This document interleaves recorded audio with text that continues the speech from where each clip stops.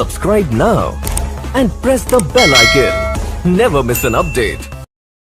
सजना सजना सजना सजना साथ निभाना मेरे सजना मेरे सजना Music by Dhruv Gupta. मेरे सजना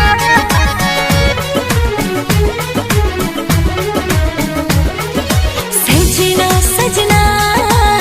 सजना सजना साथ निभाना मेरे सजना सजना सजना सजना सजना साथ निभाना मेरे सजना मेरे दिल में प्यार जगाना हाय मेरे दिल में प्यार जगाना कभी मुझसे दूर न जाना करना मोहब्बत हरदम सजना सजना सजना सजना सजना सजना साथ निभाना मेरे सजना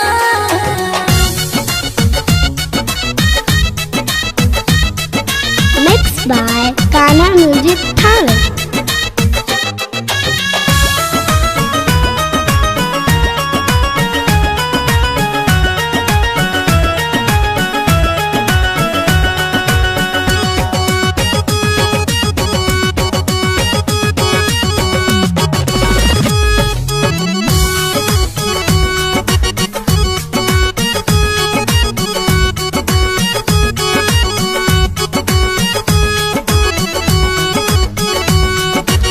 सीने में रहना मेरी तू सांस बनकर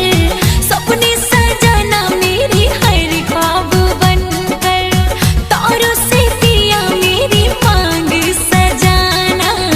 भूल न जाना कहीं भूल न जाना खन के हाथ में चूड़ी है मांगों में ये सिंदूरी है खन के हाथ में चूड़ी मांगों में ये सिंदूरी तेरे नामों से यार चमके हाँ सजना सजना सजना सजना सजना सजना साथ निभाना मेरे सजना सजना सजना सजना सजना साथ निभाना मेरे सजना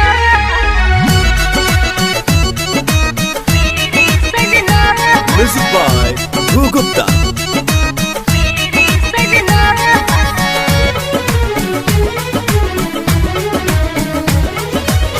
रखना मुझे तू पलकों में छिपा के दुनिया की जालिम नजरों से बचा के दिल का मेरे हर अरमां पुराना आँखों को मेरे कभी ना रुलाना धड़कन में दूर समा जा हाय अब एक पल दूर तू ना जा धड़कन में दूर समा जा अब एक पल दूर तू ना जा